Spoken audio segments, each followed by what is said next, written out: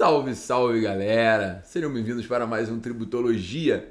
E esse é o programa de número 153, que vai ao ar no domingo, dia 13 de novembro de 2022. Muito obrigado pelo carinho semanal que vocês dispensam à minha pessoa. Muito obrigado por estarem aqui por mais uma semana discutindo direito tributário. E hoje eu tenho um assunto muito legal para conversar com vocês, que é a aprovação na Câmara do projeto de lei que cria o Código de Defesa do Contribuinte.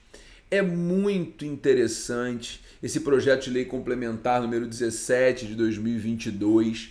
Esse é um projeto de lei complementar que é um avanço na defesa dos interesses do contribuinte, e não só dos interesses do contribuinte, do próprio interesse do Estado, nessa relação tão conturbada entre fisco e contribuinte, onde não há uma separação do joio do trigo, onde há o tratamento do mal pagador da mesma forma que é tratado o bom pagador em matéria tributária.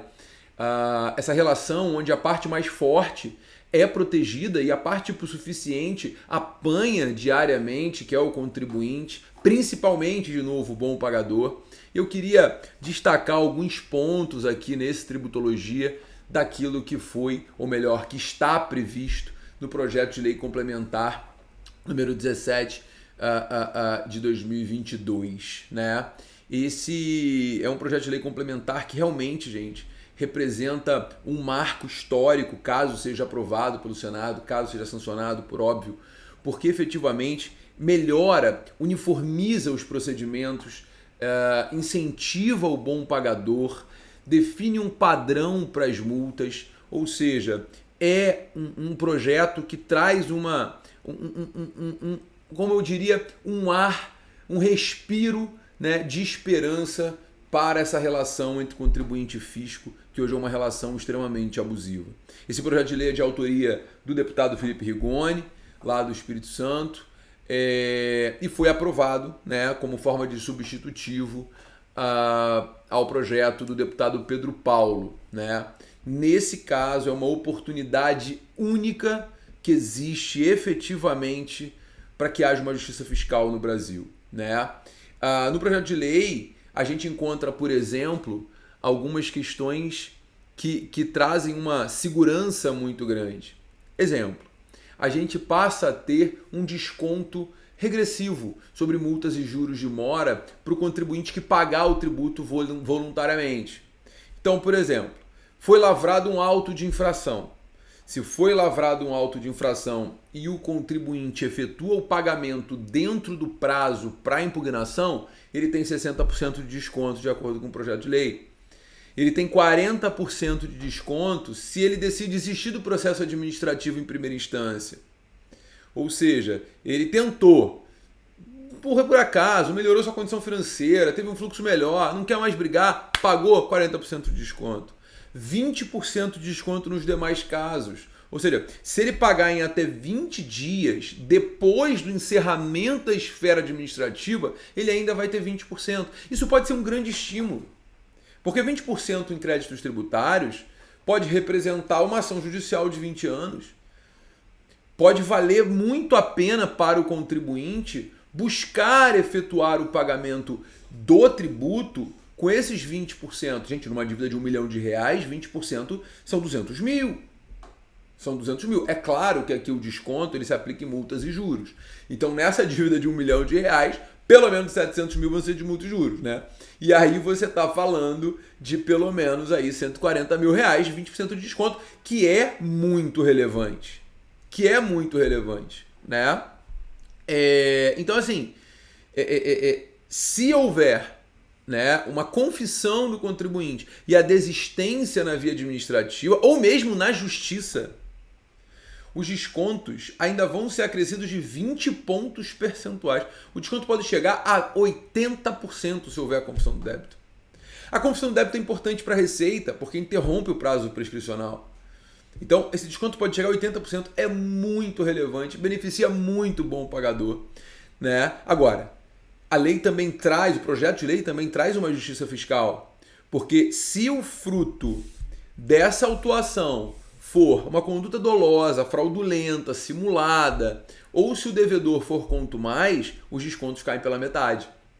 Então eu vou privilegiar quem? Eu vou privilegiar aquele cara que paga o tributo em dia, eu vou privilegiar aquele cara que é um bom contribuinte, que ele está em compliance com a legislação. Ou seja, você tem ali um benefício para o cara que paga direito que hoje não existe. Hoje, na verdade, você privilegia o mau pagador. Você passa com esse código a privilegiar o bom pagador de tributos. A gente precisa desse código para ter segurança jurídica nessa relação com o fisco. Além disso, nesse projeto de lei nós temos a definição de multas máximas que podem ser aplicadas pelo fisco, né? Ou seja, a multa passa a ser máxima de 100% se o tributo não foi declarado ou houve declaração inexata, né? 100% do tributo descontado, se o indivíduo for contribuinte, for responsável, responsável tributário. E aí a gente está dando exemplo de retenção na fonte de contribuição previdenciária, retenção na fonte de imposto de renda, ou seja, não houve o recolhimento aos cofres públicos, houve a retenção e não houve recolhimento, 100% de multa. 50% do débito no caso de compensação não homologada, se houver má-fé, tá? Descumprimento de obrigação acessória, 20%, e 20% se o recolhimento não aconteceu no prazo legal. Essa padronização das multas ela é fundamental, porque isso fica hoje ao encargo da Receita. A Receita faz o que quiser, aplica a multa que bem entender, sabe? Agora, também tem um detalhe, de novo, o código pune o mal pagador. Esse Código de Defesa do Contribuinte, ele pune o mal pagador, né? Porque, veja, se houver dolo, fraude ou simulação, a multa vai ser dobrada no caso de ausência de declaração ou declaração inexata, no caso de retenção sem repasse, no caso de compensação não homologada. Se houver má-fé, a multa dobra. A multa dobra. Ela passa a 200% no caso de omissão, ela passa a 200% no caso de retenção na fonte sem o recolhimento do tributo. Então, assim, você tem um estímulo para que o indivíduo pague os tributos em dia. Né? Então, a lógica é o benefício do bom pagador. Né? Então, assim, é um projeto que ele precisa avançar. Sabe? Além disso, o projeto traz mais uns pontos muito interessantes. Por exemplo, em relação às taxas. Né? Taxa é uma espécie tributária vinculada. O objetivo da taxa é remunerar um serviço público específico e divisível ou o exercício do poder de polícia. No texto que foi aprovado na Câmara, fica claro que as leis, ao criarem uma taxa, elas passam a ter que especificar e demonstrar a relação entre a taxa e o serviço público prestado, ou que esteja à disposição do contribuinte. E se for uma taxa de polícia, tem que ficar claro qual é o exercício do poder de polícia. Cara, isso é sensacional. É claro que isso não vai representar uma necessidade de adequação às normas anteriores, mas somente para a criação das taxas após a vigência da lei. Isso já é o suficiente para trazer uma segurança jurídica maior, porque hoje paga-se taxa como uma espécie tributária vinculada, mas não há efetivamente uma especificação dessa contraprestação, sabe? Então, assim, são avanços muito importantes. E, detalhe, nesse projeto nós temos alteração também do CPC. Alteração para que a Fazenda Pública seja notificada para suspender processo administrativo que dependa de resolução de questões de controvérsia nos tribunais superiores. Então, assim, presta atenção. De acordo com o novo projeto, com esse projeto que foi aprovado, né,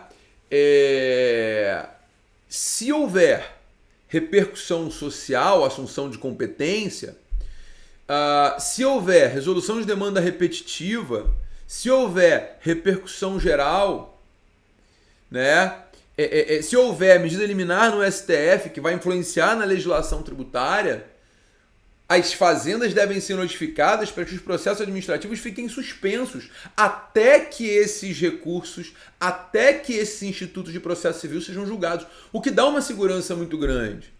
Porque na prática hoje o risco que pode acontecer é o contribuinte estar discutindo, ele perde ou ele ganha, e na esfera judicial você tem uma decisão contrária. Isso favorece não só o contribuinte, como também a própria fazenda. Então, efetivamente, nós temos mais um avanço para a segurança jurídica, para a confiança legítima no Estado. Sabe? Então, assim, é muito importante que esse projeto avance para trazer equilíbrio na relação e segurança jurídica. Mas vamos lá, sem parar. Um outro detalhe que eu acho interessantíssimo é que efetivamente esse projeto traz a possibilidade de condenação de dano moral quando a fazenda lançar tributo, negar recurso, lavrar auto de infração, quando as decisões forem contrárias ao STF, STJ, ou orientação vinculante no próprio âmbito administrativo do órgão. Gente, isso aqui é sensacional, porque hoje a fazenda faz o que quer, não está nem aí para o que o STF entende e lavra auto de infração o tempo todo. É necessária a punição da fazenda. Sabe?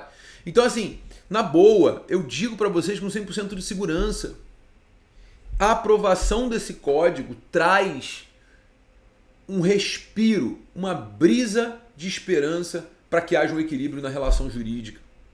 Vamos trabalhar pela votação. É importante que a gente pressione a Fazenda, pressione os nossos deputados, aqueles que nós elegemos, manda e-mail para o gabinete desses caras para que isso avance. Agora, na verdade, vai para o Senado. Lembra do seu senador, né? Votou no cara? Vai cobrar dele agora. Porque esse código tem que ser aprovado. Pessoal, bom, é isso.